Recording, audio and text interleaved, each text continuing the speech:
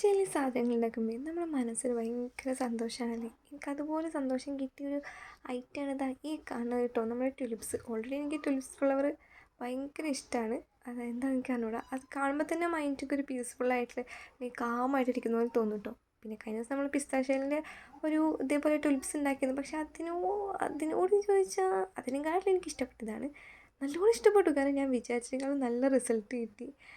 ഇത് ഉണ്ടാക്കണോ വേണ്ടേ എന്നുള്ളൊരു കൺഫ്യൂഷൻ. കാരണം നോർമലി ഇപ്പോൾ എല്ലാവരും ട്യുലിപ്സൊക്കെ ഉണ്ടാക്കി അറിയുന്ന ആൾക്കാരാണല്ലോ.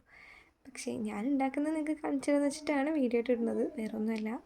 അപ്പോൾ ഉണ്ടാക്കി വന്നപ്പോൾ സത്യമായി എൻ്റെ മൈൻഡ് നല്ല കൂൾ. എനിക്ക് എന്താ പറയുക, എനിക്ക് ഭയങ്കര സന്തോഷമായിട്ടോ ഇതിങ്ങനെ ഉണ്ടാക്കി കിട്ടി വന്നപ്പോൾ.